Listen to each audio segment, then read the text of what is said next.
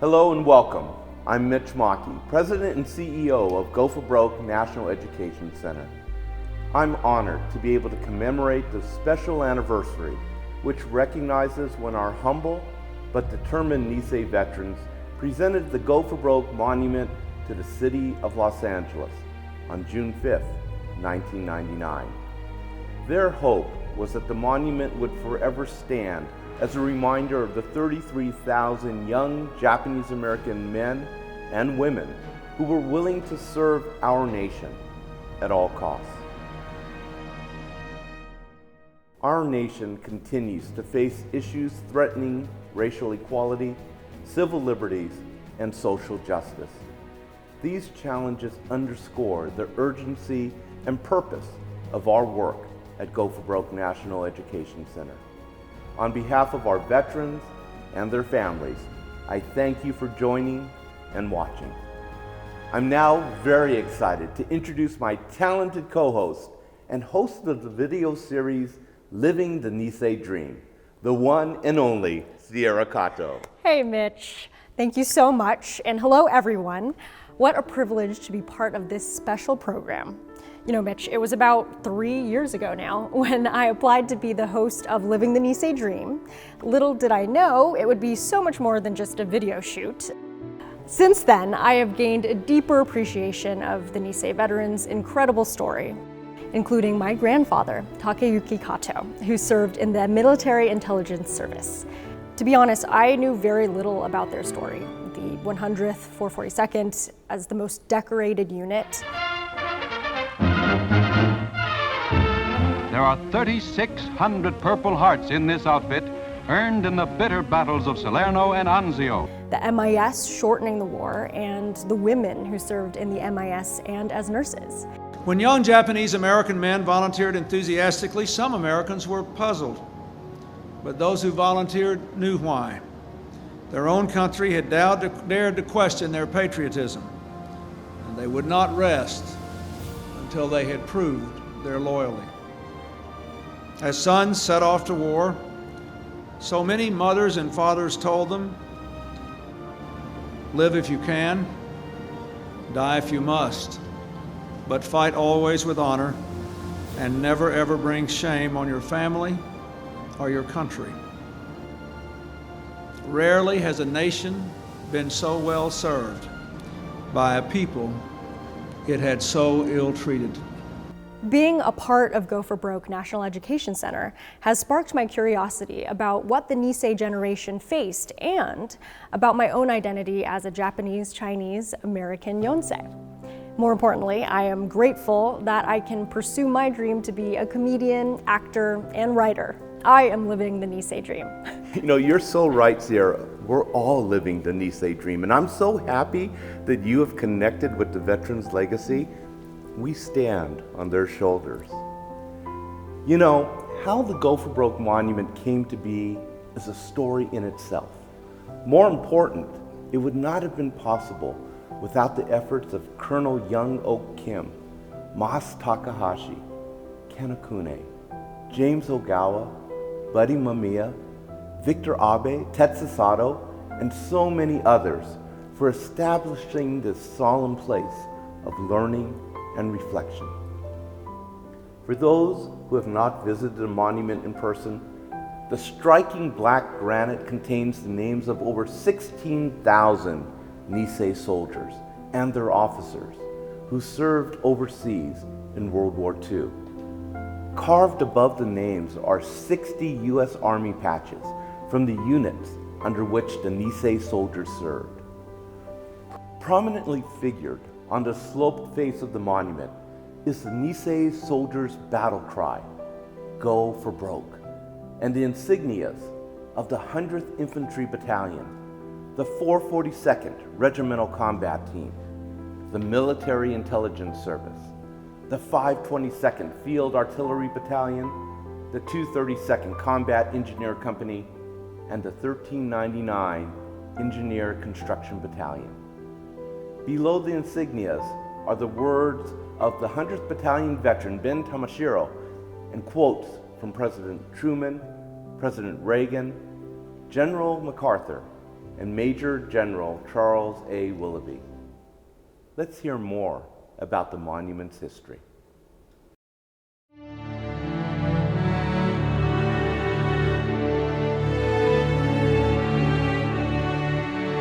Colonel Kim and Buddy Mummy and a few others, they said we should start building a monument, something we could be proud of, something that the future generation can be proud of. Building of the monument was led by Tetsu Sato and Colonel Kim, and both of them passed on, but it was a challenge. At the time, I really didn't know what the project was. I had never heard of the Go for Broke Foundation. Vic was the one that contacted me and asked me if I'd be interested in building a monument. Bruce stepped up to the plate. He was the contractor that built the monument. It was an interesting construction. They already purchased the granite, because I know Tets, and I said, wait a minute, you guys bought the granite before you even know how it's going to get built? I said, isn't this kind of working backwards? Colonel Kim, being a colonel, set in stone benchmarks that he wanted to reach, and he just tossed it out to Bruce and said, get it done. The stories I heard from them, when we were building this, I mean, the lost battalions and all these little stories that they have, I mean, none of us ever knew those even existed. That was very, very nice. Bruce's devotion to the monument, his passion for that got it to the point of completion. I want the American people, when they see the monument, to feel good. I want it to feel good. That's why I deliberately insisted upon the bill that went to the Senate, as well as the monument, says an American story, because these people were Americans. When we created the monument, people said, why are you building a monument in the middle of a parking lot? The original vets, they always had the vision that, no, that's a developable piece of land that we can build something next to it. We were approached by Go for Broke to develop the educational center, interpretive center, right next to the monument. We've been working on it, not only push the project forward, but actually expand it, right, so that it can have that much more impact on Little Tokyo. So we took this quite bold action to put the motion forward in City Council to literally triple the size of the lease and pass City Council unanimously. Our main focus as architects is to listen. And there were a lot of voices on this project. So not only building specific needs important, but the larger community context is important. For me to start the project, it was how the building will talk to the monument. And that was very important to me because I felt like the monument was kind of the heart of the project. We've always seen 1st Street North as one of the big parcels to anchor and ground our community for future generations. So LTCC has been involved in the community organizing, building community support for this so that we can think about what that development means for our future. It really comes at an important time where we're defending the historic core of Little Tokyo, but we're also addressing a need of affordable housing in this community. We're accomplishing many different things through this venture, and I think it's going to be important for the development and continued mission of Go for Broke. I was around since the beginning of the thought process and listening to my dad and the Colonel Kim, and to be able to do this in Little Tokyo, in Los Angeles, in California, where the internments happened. I learned more about Nisei soldiers than I ever did before. They fought a lot for us, for this country, and looking at the times we have now, you kind of respect them even more. I literally got goosebumps. I almost had a tear coming out, but it's, I don't think they'd be that surprised. I really think that they would think, you know what? The Sansei's got it, the Yonsei's got it, and the Gosei's, they got it. And that's why it's still moving forward. It took a lot for them to dig deep inside to create the story, and the story that they created and the story that we told and the vision that they had is coming true.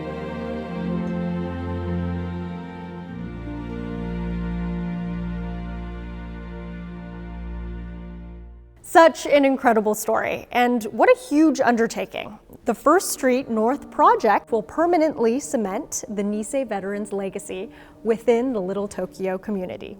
The project, financed through tax credits and commercial investments, we'll create a permanent home for our organization right next to the monument with 10,000 square feet of office, exhibit, and multi-purpose space, 30,000 square feet of commercial space, including a new theater for East-West players, and 248 affordable housing units.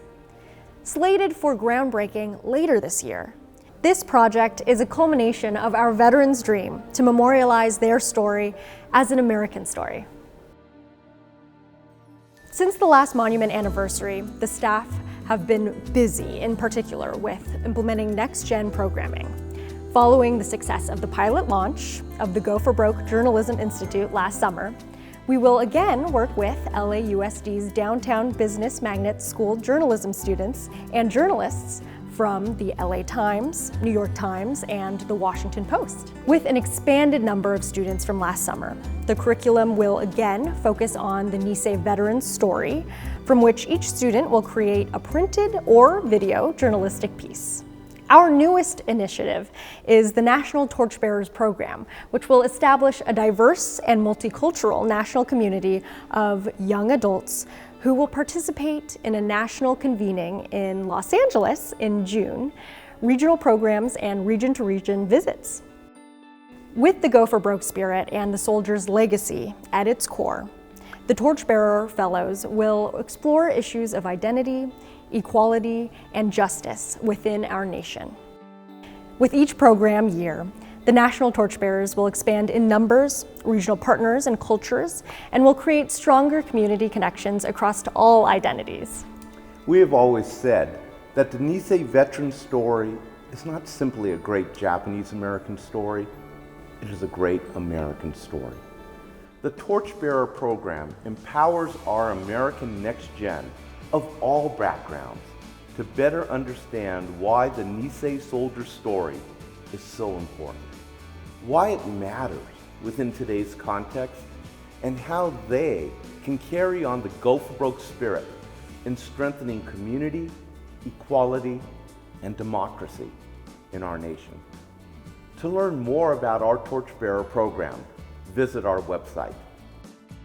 And also, Sierra, mark your calendars for a brand new event, the Go for Broke Torchbearers Backyard Summerfest, which will be held on Saturday, June 24th from 6:30 to 10:30 p.m.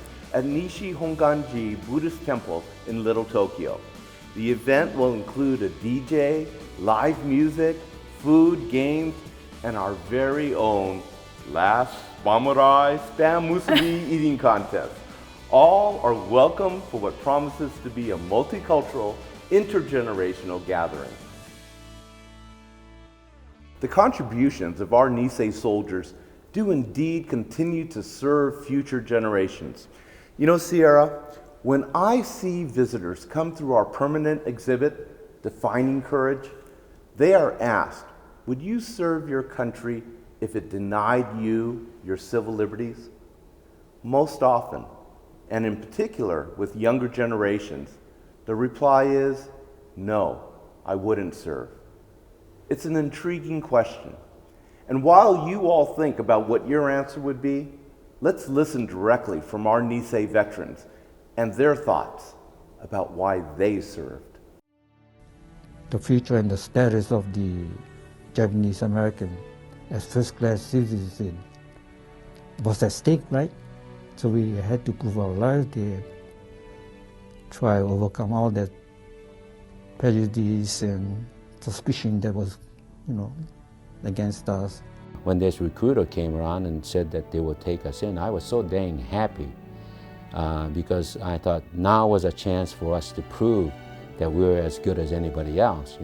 I said, boy, I knew then that we were going to win. We're a group of people, Nisei soldiers, that didn't have to serve, but wanted to serve and did serve. In addition to that, our service, if you analyze it, was more, you might say, patriotic, more brave than any other group. It didn't take a second thought at all. I just went into the volunteer office and said I wanted to volunteer as a nurse. Oh, great, you know. I did it because I really wanted to. There was no second thought, no nothing. If the younger generations consider things like liberty, freedom from tyranny, sufficiently precious, then I think that all the bleeding, the dying, and the suffering we went through would be worth it. Wow, such moving words. And it is very cool that we have the Hanashi Oral History Collection to preserve their voices.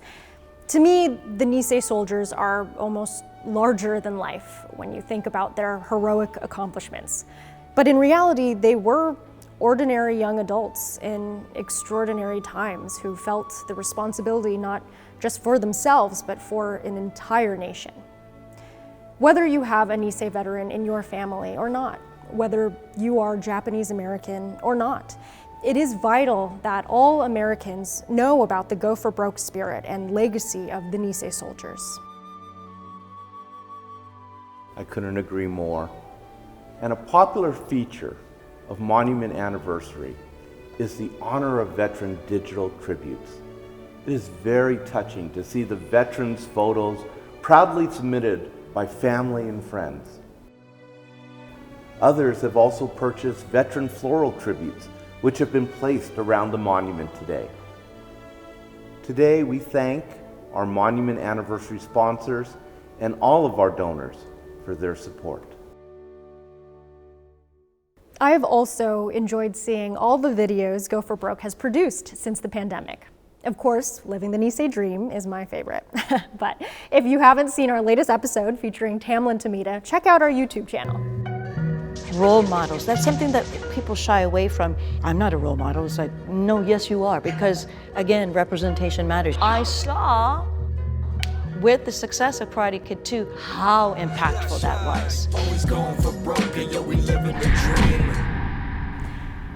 The Heroes Among Us series provides great historical stories of the Nisei soldiers, such as Joe Hayashi, whose Medal of Honor is in our exhibit, as well as 4 episodes on the Black Soldiers, another segregated unit during World War II. And the Sharing Stories Around the Table series offers interesting conversations and stories with a mixture of different voices. I can't really explain to you how happy when I found about myself, who I was, and then these guys around me came around. I wouldn't change that life for anything.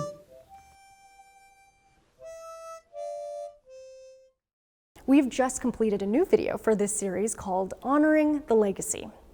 It's about Hawaii's former governor, David Ige, and the former First Lady, Dawn Amano Ige, who are both direct descendants of original 100th Infantry Battalion soldiers. Today, you all get a special exclusive preview. Let's watch.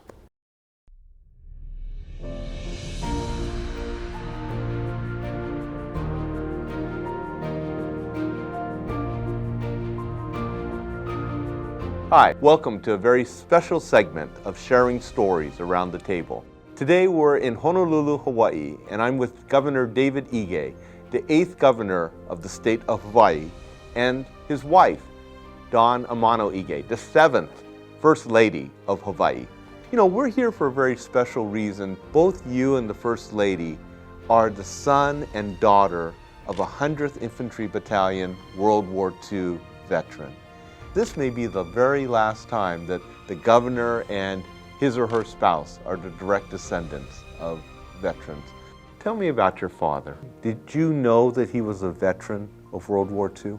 He never at all talked about it. So, just another example of those who went to war. My father spoke about going to Italy and going to Africa. Now, when you're young and you hear that without really understanding the history, you just think of it as going to Italy and going to Africa. My father grew up on Eva Plantation, only went to the 8th grade. He was a steel worker. You know, he'd come back from work and some of his work colleagues would stay and you would hear them talking, being in Italy during the war, or being in France. He was my father. He was a very quiet man.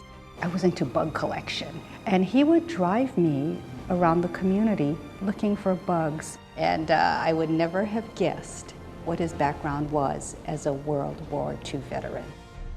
He talked about having to dig a foxhole every night. You know, it's constant shelling. And then in the morning, then you find out who's still with you, and then you're marching on to the next battle. I was asked to speak to some students from Iolani School. The conference room had on the slideshow screen a picture of my father and a picture of David's father. And in the little fine print, I saw my father had received a Bronze Star. And I thought, that must be a mistake. We knew of his Purple Heart, but not any of the other citations. I could barely give that speech, I can tell you, because it was such a surprise to me. My father was involved in Italy in the Arno campaign, and their unit was awarded the Bronze Star. My father never shared that. It began that journey to learn about what all these men did during the war. It was one of those moments in history, I guess, when they all felt compelled to really stand up and be counted. We never knew the depth of their service, and that is something that we've learned throughout the years. My father always viewed October 29th as his lucky day, and my dad and my mom would go to Las Vegas. I never heard about why, but we've all heard the story of the rescue of the Lost Battalion. They broke through to save the Lost Battalion on October 30th. 1944. They lost more men than they saved. After he passed away, I looked at his discharge papers. My father was one of those who got hurt. He earned his Purple Heart on October 29th, so he felt that he was lucky because he survived. This is something that's quite meaningful to me because it has my father's registration papers. And I recognize his handwriting, but it just reminds you how young they were. He was 21. And I know that when I was 21, I was having a good time in college. Right. Very, very different life. You go to UH, and that's also where you met your future husband, David Ige. What did you think of him? It was at a campaign meeting because we were all running for the Associated Students of University of Hawaii. They were putting together a slate of students that shared common philosophies. Now, who is this man who laughs so loud? So that was my first impression. And then I found out how smart he was. But you wouldn't have known it when you first met him. It's so fascinating that you met him doing public service. It is something that I think Don and I share about a commitment to our community, wanting to be a leader to make a difference, to make a change. So food insecurity is an important issue to me as a teacher. You know that if the kids are hungry, they won't be able to learn. It's one thing to be hungry just before lunch, but if you're hungry all the time, that is something that in our state and in our country we should be able to tackle. Did your father ever share with you what it meant to him to see you getting into politics? And not only getting in, but starting to be successful. My father wasn't a very emotional guy. He's not somebody who would go, all right, you know. But opening day, that first session, you could see how proud he was, even though he wasn't a political person. Right. He clearly recognized Senator Danny Noy and Senator Sparky Matsunaga as comrades during the war, and certainly was proud of them making a difference and change in Hawaii. First and only time I saw him cry was at the funeral for Sparky Matsunaga. You know, I think anybody who comes to Hawaii really understands very quickly how special a place it is. And it really is, without a doubt, the result of the everyday heroes of the 100th Battalion 442nd. Really their inner strength that they could overcome so many barriers, racial barriers, the kind of battles that they fought. They didn't do this for the glory. They did it because it was the right thing to do for their country, for their family. Obligation and about doing your part. That is so much about the core value of the 100th and 442nd veterans. And to earn the right to be treated fairly. They clearly knew when they returned from the war that it has to be about more than just Japanese Americans, and created Hawaii as that more perfect union where everyone in Hawaii has the opportunity to equally pursue their dreams. In doing so, they left a legacy which is so precious to us. That we live with, and certainly something that you work to extend and expand every day.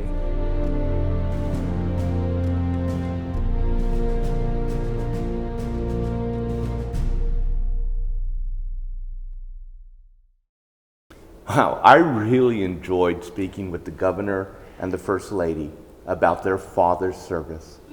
And I thank them both for allowing us to capture their story. Sharing the stories between generations is important to us at Go for Broke National Education Center. We recently gathered 3 Sansei who are the descendants of Nisei World War II veterans, and some of our torchbearers to engage in a discussion about what the veteran story means to them, both personally and collectively. Welcome everyone, and thank you all for being here and really to get a multi-generational discussion going, how our vision has really expanded beyond simply talking about guns, battles, and bullets, but really what does this story mean to America? And what does this story mean to the next generation? You know, you're all at a point in your careers where you could be devoting all your energies into getting ahead in your professional careers and in your social lives, but you're choosing to dedicate a good portion of your time, energy, and resources to promoting this story. Why is this story important? It's a story that not many people know. You know, when you think of World War II, for a lot of Americans, it's something that they maybe gloss over, they don't recognize. The story brings me to think a lot about legacy, how the work that we do now reverberates into the future, the same way that the choices the veterans made have really reverberated into the future and helped us build this community that we get to participate in and enjoy and love today. The person I looked up to most in my family was my grandpa, who served in the MIS, and how he just took the punches and did what was needed to be done. It really makes me think about how can I contribute in a way that could even be a fraction of what my grandparents did. For myself, it's in media and storytelling.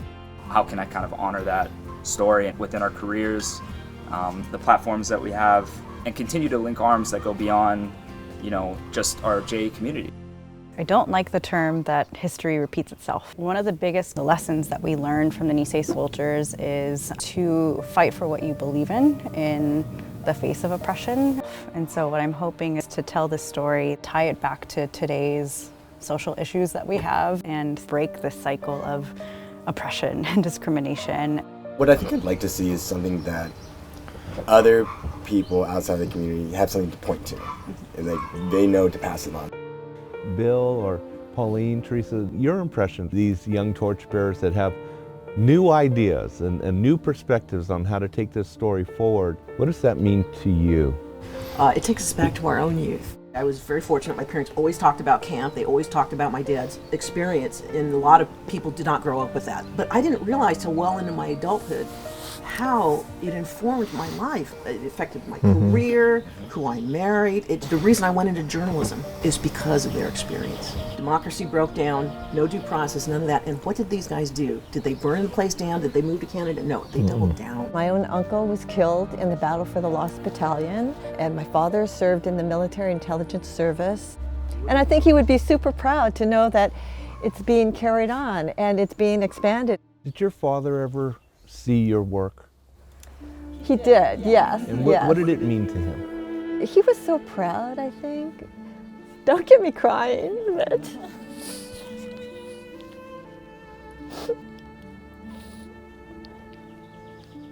One of the reasons I got into journalism was to be able to use this platform. And I always remember him talking about how traumatic it was for him to go into the Minidoka camp and see American soldiers in their guard towers with their guns pointing at him, a fellow American citizen. But you know how proud he was to serve his country. What's the impact you want to see? Hoping to use this story to kind of unpack more of the nuances of identity. What did it mean during wartime, and how does that reflect today, and create a space for intergenerational conversations to enact change. I was an Air Force brat moving around a lot, and I always struggled with my identity and feeling accepted for who I was. And then I found Go for Broke, and I really connected that to my heritage and also to honor my grandpa's history being part of the MIS. I am half Hispanic and half Japanese, and I'm fourth generation American on both sides. I was also really struggling with my identity. My family was donating my great uncle's Medal of Honor to Go for Broke National Education Center. The video that I saw really hit me how much he sacrificed, and it was sort of this answer to the question that I had been looking for about what my purpose was and how could I make this lasting impact. I've never really been a part of another organization that places so much trust in us and is really special. Being able to operate in this space in a way that aligns all of our own values with the values of the veterans that all of this work is built on. It makes me compelled to stay involved because I want to make sure that these things don't get forgotten about. I just felt really safe to have a voice where I feel like I'm contributing and being intentional about what I'm doing. To hear you all say you feel trusted, and to hear you say you feel safe means a great deal to me. It's so heartwarming and so just amazing to see all of you here to carry on this legacy. Something that would touch these veterans. The story being inspiring and almost like a call to arms for people to rise up. I really would love all of you to extend your reach and extend your embrace. The reason it's powerful and the reason it's so much broader than our community, it speaks to the heart of American exceptionalism. To buy into the Nisei story is to buy into the power of our democracy. And it's exciting to the OGs like us. It gives me goosebumps because there's so much work that needs to be done that our generation just didn't quite get to. This entire discussion has made me think of this one great line: don't fight back, fight forward. What everyone's superpower is that everyone comes from different communities and you're surrounded by different people and you just don't know who that's going to resonate with and like what conversation that'll spark like further than your small circle. And I think that's where we spread that message and find ways that people can connect to this story. We're really on the precipice of something very new for Go for Broke, and I'm delighted to be here with all of you. I mean, as I look around this table and knowing each of you, I'm in good company, and I'm glad I'm with you all as we go forward.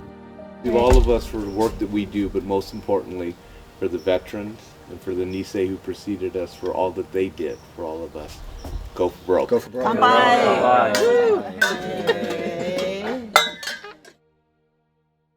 Wow, what an enlightening conversation. I remember I participated in similar video with just the torchbearers, but this was really interesting to hear from the Sansei and to feel the passing of the torch and really the responsibility of my generation to continue sharing the story and legacy. I always enjoy working with Go for Broke and with you, Mitch, I'll admit. Surprising, isn't yes, it? Yes. I also am energized by the work to deepen engagement within and especially beyond the Japanese American community. So everyone, be sure to stay connected through our social media channels, the eTorch online newsletter, and continue to support this important organization and work. Go to goforbroke.org to access the educational resources and to find out how you can support. Remember, all gifts, large and small, make a difference. On this anniversary of the monument, we remember those who made our current lives possible, the Nisei soldiers of World War II. At the same time, we look to the future and those who will perpetuate this American story as we prepare the next generations to be the storytellers and the legacy keepers. The story and the legacy are in good hands. Thank you, Sierra, for joining me here today. It was a lot of fun. And in closing, the monument stands as a permanent reminder of what can happen when in times of war, we allow fear, greed, and racism to overcome our principles. In those moments, the laws fall silent. It is all of our responsibility to protect the liberties and freedoms of all Americans for generations to come.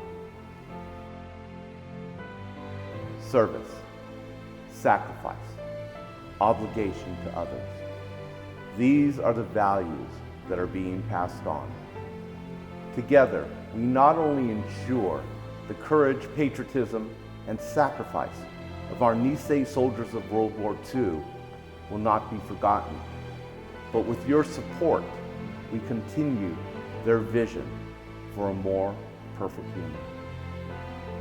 On behalf of our leadership, staff, our Nisei veterans and their families, we appreciate you spending time with us and hope you enjoy today's Monument Anniversary virtual tribute. We thank all of our dedicated sponsors and supporters for making this possible. Don't forget that this program can be viewed again on our Facebook and YouTube platforms. So remind your friends and family to watch, like, and share. Now, please enjoy a moving rendition of America the Beautiful, featuring the performance of vocalist Stacy Toji, Jun Kuramoto of Hiroshima, Grammy Award-winning musician Daniel Ho, and a special appearance by Nisei veterans Ed Nakamura, Yosh Nakamura, and Toke Yoshihashi. Stay safe and be well.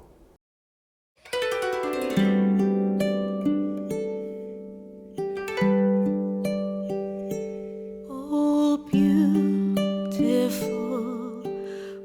for spacious skies, for amber waves of grain, for purple mountain majesties above the fruited plain. America, America,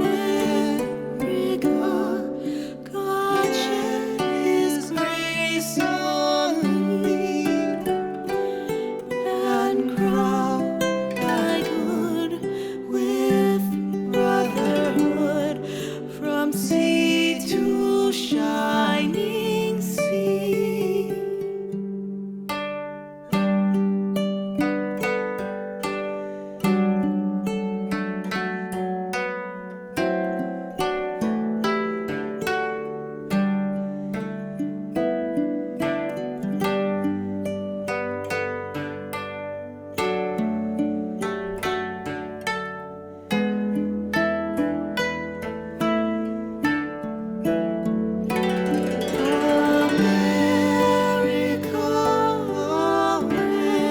America, God shed His grace on thee, and crowned thy good with brotherhood from sea to shining sea.